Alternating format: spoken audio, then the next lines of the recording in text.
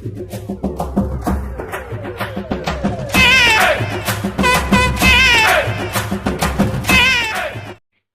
Friends, அனைவருக்கும் வணக்கம். நான் உங்கள் செங்கைராஜி. நம்மளோட செங்கைராஜி யூடியூப் சேனல்ல குக்கிங் வீடியோஸ் தவிர இன்னும் நிறைய வீடியோஸ் நம்ம போட்டுட்டு இருக்கோம். கார்டன் ரிலேட்டட் போட்டோம், டிராவல் வீடியோஸ் போட்டிருந்தோம். முக்கியமா ரொம்ப ஹிட்டான வீடியோஸ்ன்னு பாத்தீங்கன்னா கோவில் ரிலேட்டடா, இந்த மாதிரி பூஜைகள் ரிலேட்டடா இருக்க வீடியோஸ் நல்லா நிறைய பேர் பார்த்திருக்கீங்க. ரொம்ப சந்தோஷமா இருக்கு. அதுல வந்து நிறைய பேர் டவுட்ஸ் கேட்டிருக்கீங்க இந்த வெற்றிலை தீபம் பத்தி. அதனாலதான் ஒரு கிளாரிட்டி இருக்கும் அப்படின்றதுக்காக லாங் வீடியோ நிறைய பேர் போட சொன்னதுனால இந்த வீடியோ நான் வந்து லாங் வீடியோ எடுத்து போட்டுட்டு இருக்கேன். இவ்வளவு நாள் ஷார்ட்ஸ் தான் எடுத்திருப்பேன். இதுல வந்து உங்களுக்கு ஏதாவது டவுட் இருந்ததுன்னா கமெண்ட் செக்ஷன்ல கேளுங்க. கண்டிப்பா என்னால முடிஞ்ச அளவுக்கு நான் அதை கிளாரிஃபை பண்றேன். நம்ம சேனலை லைக் பண்ணுங்க, ஷேர் பண்ணுங்க, சப்ஸ்கிரைப் பண்ணுங்க. மறக்காம பெல் ஐக்கானை கிளிக் பண்ணுங்க. அப்பதான் நான் போடுற வீடியோஸ் எல்லாம் உங்களுக்கு நோட்டிபிகேஷன்ஸ்ல வரும்.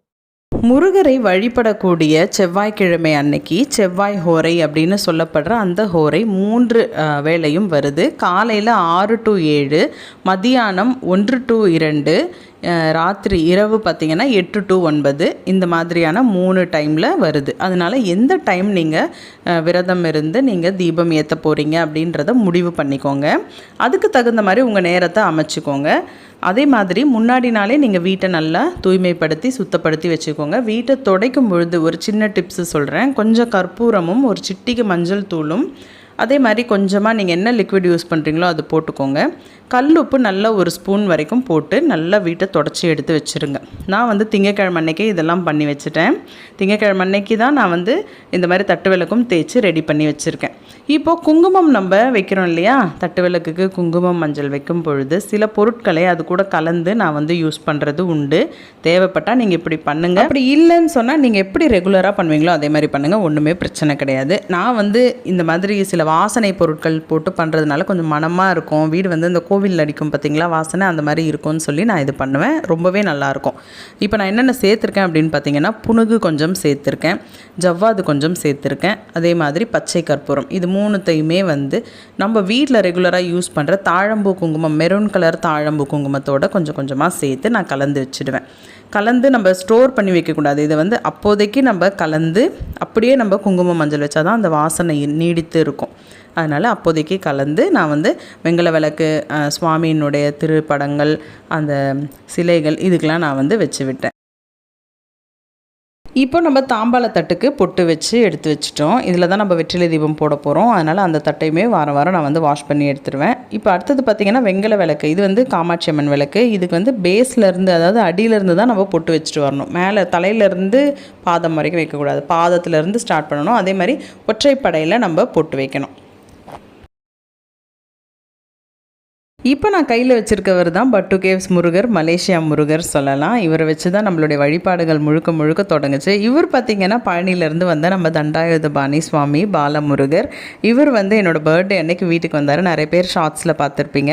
இதெல்லாம் வந்து பொட்டு வச்சு முடிச்சாச்சு. இப்போ தாங்க மெயினான விஷயம். இது என்ன அப்படின்னு பார்த்தா குலதெய்வ சொம்பு. அது நம்மளுடைய என்னென்ன நம்ம கோத்திரமோ, நம்ம பட்டை போடணுமா நாமம் போடணுமா என்னன்னு பார்த்து நீங்கள் கண்டிப்பாக எந்த பூஜை பண்ணாலும், எந்த தெய்வத்தை வழிபடுறதுக்கு முன்னாடியும் குலதெய்வத்தினுடைய அருள் நம்மளுக்கு வேணும். அதனால் இந்த மாதிரி குலதெய்வ சொம்பு வச்சு வழிபடுறவங்க அதையுமே துலக்கி இந்த மாதிரி உங்களுடைய இது என்னவோ அதை போட்டு நீங்கள் வச்சுடுங்க எடுத்து. அதுக்கப்புறம் இந்த மனைப்பலகையும் ரெடி பண்ணி வச்சுக்கோங்க. அதுக்கு நல்லா வாஷ் பண்ணி எடுத்துகிட்டு மஞ்சள் பூசி குங்குமம் இட்டு நல்லா க்ளீன் பண்ணி இதெல்லாம் நம்ம ஒரு பக்கம் வச்சுட்டோம். அதுக்கப்புறமா நம்மளுடைய பூஜை ரூமையும் கொஞ்சம் பன்னீர் தெளித்து நல்லா தொடச்சி எடுத்து வச்சுருக்கேன். இப்போ இதெல்லாம் நம்ம அரேஞ்ச் பண்ணிவிட்டு எப்படி இருக்குன்னு பார்க்கலாமா?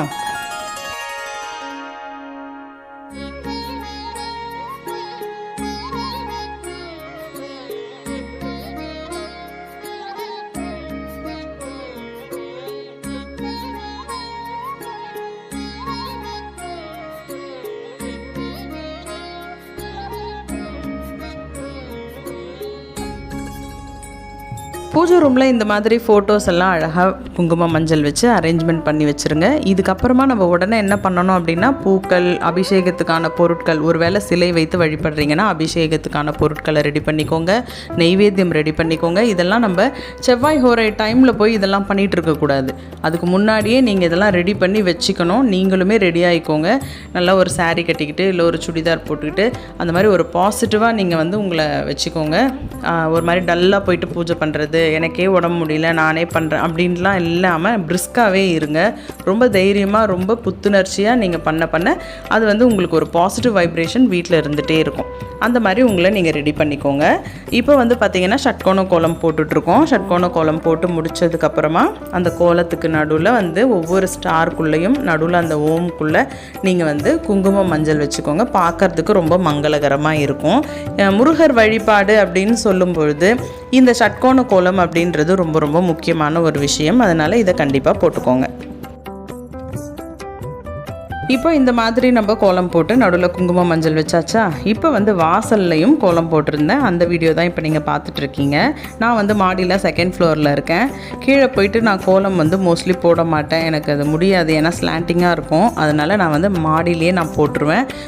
இதுக்காக வந்து நான் பச்சை அரிசியை ஊற வச்சு அரைச்சி வச்சுப்பேன். ஒரு வாரத்துக்கு நான் அரைச்சி வச்சு கொஞ்சத்தை எடுத்து ஃப்ரீஸ் பண்ணிவிடுவேன், கொஞ்சத்தை வந்து ஃப்ரிட்ஜில் வச்சு விசேஷ நாட்களில் கண்டிப்பாக போடுவேன் கோலம். நான் அன்னைக்கு போட்டிருந்த கோலம் தான் இது ரொம்ப ரொம்ப அழகான கோலம். இந்த மாதிரி கோலங்கள் கண்டிப்பாக நீங்கள் போடுங்க. பொதுவாக சிக்கு கோலம் போட்டால் ரொம்ப நல்லது அப்படின்னு சொல்லுவாங்க. அந்த மாதிரி கோலங்களும் நீங்கள் போடுங்க. அதுலேயுமே கொஞ்சம் குங்குமம் மஞ்சள் வச்சுக்கோங்க. மற்றபடியாக நம்ம வந்து அபிஷேக பொருட்களை ரெடி பண்ணிக்கணுங்க. இது எல்லாமே நம்ம வந்து செவ்வாய் ஹோரைக்கு முன்னாடியே நம்ம ரெடி பண்ணி வச்சுக்கணும். இது வந்து நான் பார்த்தீங்கன்னா 5 பொருள் ரெடி பண்ணியிருக்கேன். ஒன்று வந்து ஸ்வர்ணாபிஷேகத்துக்கு, இன்னொன்று மஞ்சள் அபிஷேகம், பன்னீர் அபிஷேகம், பால் அபிஷேகம், சந்தன அபிஷேகம். இது எல்லாமே 2 வச்சுருக்கேன். ஏன்னா வேலுக்கும் வழிபாடு உண்டு, சுவாமிக்கும் வழிபாடு பண்ணுறதுனால.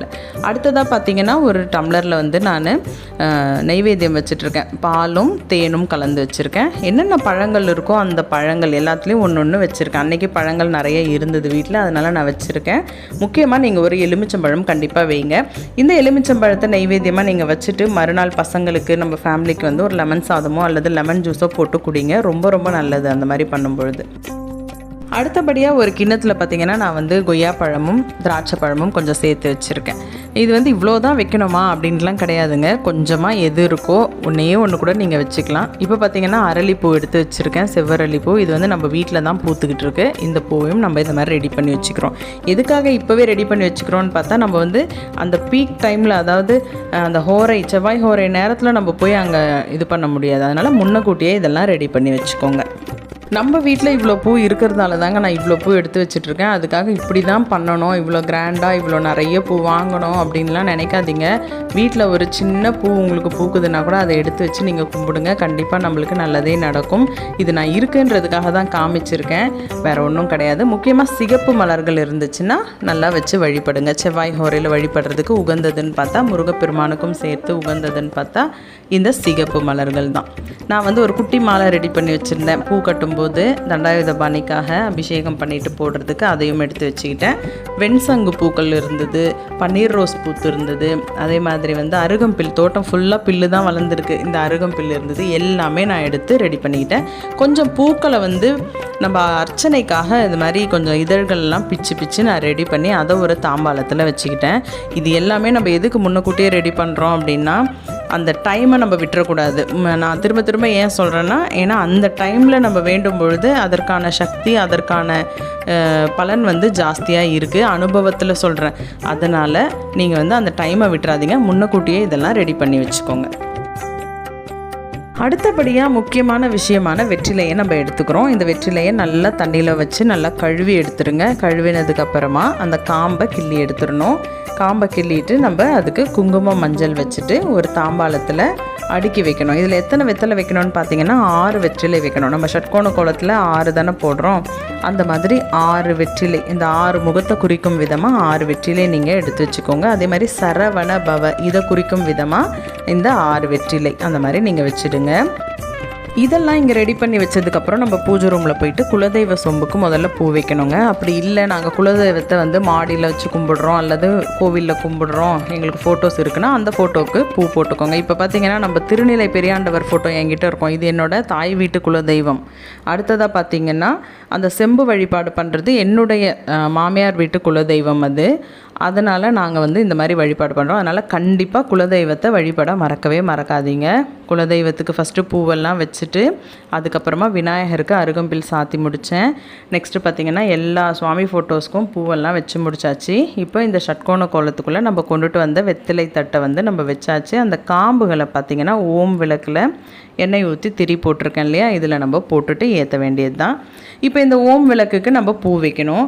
அது என்ன பூ வைக்கணும், எது ரொம்ப விசேஷம்னு பார்த்தீங்கன்னா, லைட் பிங்க்கில் இருந்து டார்க் ரெட் வரைக்கும் என்ன பூ வேணால் நீங்கள் வைக்கலாம். First preference.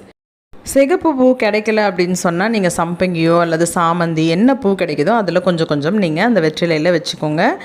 அந்த மாதிரி நீங்கள் சிம்பிளாகவே பண்ணிக்கலாம், ஒன்றும் தப்பு கிடையாது. எதுக்கு சிகப்புன்னு சொல்கிறேன் அப்படின்னு பார்த்தீங்கன்னா, செவ்வாய் கிரகத்துக்காகட்டும் செவ்வாய்க்கான அதிபதின்னு சொல்லப்படுற முருகப்பெருமானுக்காகட்டும் உகந்ததுன்னு சொல்லப்படுறது சிகப்பு தான்.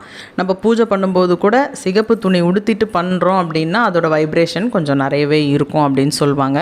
இன்னொன்று வந்து அந்த மனையில் கூட நீங்கள் சிகப்பு துணி விரிச்சிட்டு அது மேலே முருகர் படம் வச்சு பண்ணும்பொழுது ஈர்ப்பு சக்தி அதெல்லாம் வந்து நிறைய இருக்கும்னு சொல்லுவாங்க. அதனால் சொன்னேன்.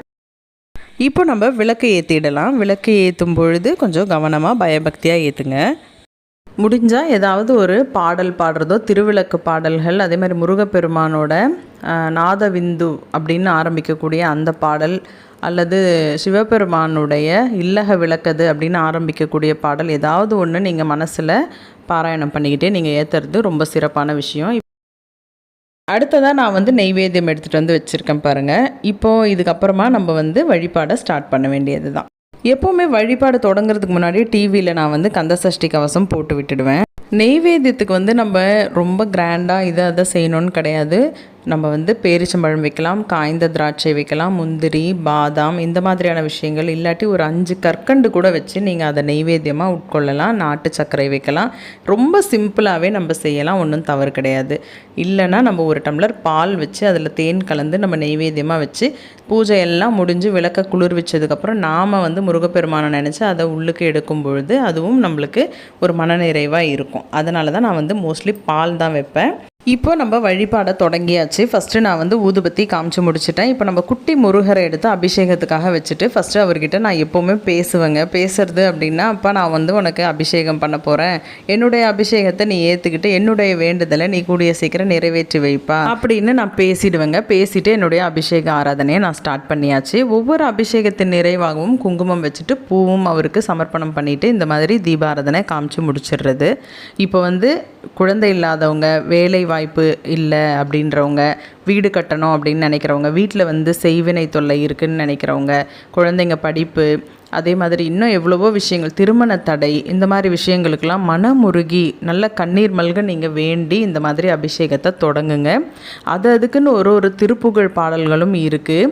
அந்த மாதிரியான பாடல்களை வந்து நீங்கள் பாடிட்டு அதுக்கப்புறமா முருகப்பெருமானை வணங்கும் பொழுது உங்களுக்கான பலன்கள் வந்து கூடிய சீக்கிரம் கிடைக்கும். ரொம்ப நல்ல பாசிட்டிவ் வைப்ரேஷன் இருக்கும்.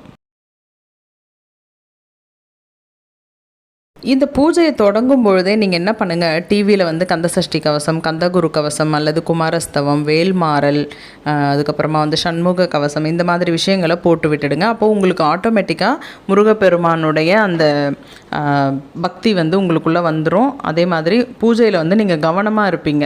நீங்கள் வேறு ஏதாவது பாட்டு போட்டுட்டோ அல்லது வேறு யார்ட்டையாவது பேசிக்கிட்டோ மட்டும் தயவு செஞ்சு பூஜை பண்ணாதீங்க. உங்கள் மனசு வந்து ஒரு நிலையாக இருக்காது. அதனால் அந்த மாதிரி போட்டு விட்டுருங்க. நீங்களுமே பாராயணம் பண்ணுங்கள். முக்கியமாக திருப்புகழ் பாராயணம் பண்ணுங்கள். திருப்புகழ் படிக்கிற எந்த வீட்லையுமே முருகப்பெருமான் நிரந்தரமாக வாசம் செய்வார் அப்படின்றது சொல்லப்படுது. அதனால் திருப்புகழ் கண்டிப்பாக படிங்க.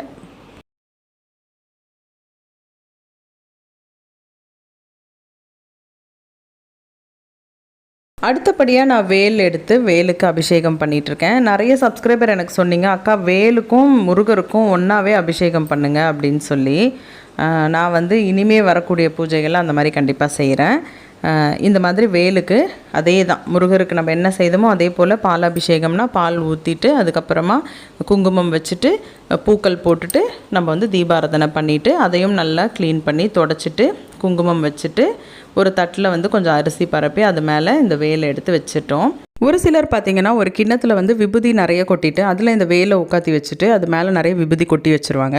எப்போல்லாம் நம்மளுக்கு வெளியில் கிளம்புறாங்களோ ஒரு வழித்துணையாக ஒரு பயம் இல்லாத இந்த மாதிரி முருகர் கூடவே இருக்கிற மாதிரி நம்மளுக்கு ஒரு ஃபீல் ஆகும் அப்படின்றதுக்காக, உடம்பு சரியில்லாத போது வீட்டில் ஏதாவது நெகட்டிவிட்டி நம்மளுக்கு இருக்குன்னும் போது, மனசு கஷ்டப்படும் போது, குழந்தைகள் பயப்படுறது, இந்த மாதிரியான விஷயங்கள் அப்போ ஒரு பட்டை எடுத்து போட்டுக்கிட்டால் நம்மளுக்கு ஒரு மனதிடம் வந்துடும் அப்படின்னு ஒரு சிலர் வந்து அந்த மாதிரியும் போட்டு வைக்கிறது உண்டு. அபிஷேகம் நல்லபடியாக நிறைவடைந்தது. இப்போ பார்த்தீங்கன்னா நான் பூக்களை கொண்டு அர்ச்சனை பண்ணிக்கிட்டு இருக்கேன். அர்ச்சனை பண்ணும்பொழுது முருகா போற்றி, கந்தா போற்றி, குகனே போற்றி, கதிர்வேலா போற்றி, சுப்பிரமணியா போற்றி அப்படின்னு அவருடைய பெயர்கள், உங்களுக்கு தெரிஞ்ச அவருடைய பெயர்கள் இருக்கும்ல, அந்த பெயர்களை சொல்லி சொல்லி போற்றி சொல்லுங்கள். வேலுக்கு அர்ச்சனை பண்ணும்போது நீங்கள் வந்து வெற்றிவேல் முருகனுக்கு அரோகரா, வீரவேல் முருகனுக்கு அரோகரா, கந்தவேல் முருகனுக்கு அரோகரா, ஞானவேல் முருகனுக்கு அரோகரான்னு சொல்லிட்டு எந்த ஊர் முருகர் உங்ககிட்ட ஃபோட்டோலையோ அல்லது அந்த முருகருடைய வேல் இருக்கோ அந்த வேலுடைய பெயரை சொல்லி, இப்போ ஃபார் எக்ஸாம்பிள் நான் வந்து வாங்கின வேல் பார்த்தீங்கன்னா நடுப்பழனி முருகன் கோவிலில் வாங்கினேன். நடுப்பழனி முருகன் கோவிலுக்கு முருகனுக்கு அப்படின்னு சொல்லி ஒரு அரோகரா சொல்லுங்கள். வேறு ஏதாவது ஃபோட்டோஸ் இருக்கா உங்களுக்கு? என்கிட்ட திருப்போரூர் முருகன் ஃபோட்டோ இருக்குது. திருப்போரூர் முருகருக்கு, திருப்போரூர் கந்தசுவாமிக்கு அரோகரா அப்படின்னு சத்தமாக சொல்லுங்கள். அது வந்து ஒரு வைப்ரேஷன் கொடுக்கும் உங்களுக்குள்ளே. இந்த மாதிரி சொல்லி நாங்கள் வந்து நிறைவு செய்திருந்தோம். அதுக்குள்ளே எல்லாருமே வந்திருந்தாங்க. எல்லாரும் தீபாரதனை காமிச்சு நாங்கள் முடிச்சிருந்தோம். இந்த வீடியோவில் 2 டவுட் வரும் உங்களுக்கு. ஒன்று வந்து பார்த்திங்கன்னா, இந்த பூஜை செய்த பொருட்களை நம்ம என்னமா செய்யணும் அப்படின்னு கேட்பீங்க. வெற்றிலை, அதுக்கப்புறமா வந்து இந்த பூக்கள், அர்ச்சனை பண்ண அந்த பால், சந்தனம், இதெல்லாம் என்ன செய்யணும் அப்படின்னு சொல்லி, இதெல்லாம் கொஞ்ச நேரத்துக்கு நம்ம வீட்டிலேயே இருக்கட்டும். அந்த செவ்வாய் ஹோரை முடிஞ்சு ஒரு 1 மணி நேரம் 2 மணி நேரம் கூட வீட்டுக்குள்ளேயே இருக்கட்டும், தவறு கிடையாது. இல்லைனா ஒரு நைட் ஃபுல்லாக கூட நீங்கள் பூஜை ரூமில் வைக்கிற மாதிரி இருந்தால் வச்சுட்டு மறுநாள் என்ன பண்ணுங்கள், பூக்கிற செடி, காய்க்கிற செடி அது அடியில் ஊற்றிடுங்க. அதே மாதிரி பூக்கிற மரங்கள், காய் தரக்கூடிய மரங்கள், மாமரங்கள், இந்த மாதிரி கூட ஊற்றலாம், தப்பு கிடையாது. ஓடுற நீர்நிலைகளில் ஊற்றலாம். இந்த மாதிரிலாம் நீங்கள் அது பண்ணிக்கோங்க. அடுத்தபடியாக பார்த்தீங்கன்னா, லேடிஸ்க்கு வரக்கூடிய டவுட் வந்து மாதவிடாய் டைமில் இந்த பூஜை பண்ணலாமா அப்படின்னு கேட்பீங்க. அந்த டைமில் நம்ம மோஸ்ட்லி பூஜை ரூம்க்கே போக மாட்டோம். ஒருத்தர் வந்து 3ஆவது நாள் தலை குளிச்சுட்டு பூஜை செய்கிறாங்க. அவங்களுடைய விருப்பம் அது. அந்த மாதிரி வந்து எனக்கு அந்த டேட் முடிஞ்சிச்சு, நான் வந்து செய்யலாமான்னா அது அவங்க விருப்பப்படி நீங்கள் பண்ணிக்கோங்க. ரெகுலராக சாமி கும்பிட்றதுக்கு பண்ணுவீங்களா, அந்த மாதிரி பண்ணிக்கோங்க. அதே மாதிரி கணக்கு வைக்கிறது எப்படி அப்படின்னா, இப்போ 1 வாரம் உங்களுக்கு நல்லபடியாக பண்ணிட்டீங்க, அடுத்த வாரம் பீரியட்ஸ் ஆகிட்டிங்கன்னா அதுக்கு அடுத்த வாரம் நீங்கள் கும்பிடுறத 2ஆவது வாரமாக தான் கன்சிடர் பண்ணணும். மறுபடியும் ஃபஸ்ட்லேருந்து வரணும்னு அவசியம் கிடையாது.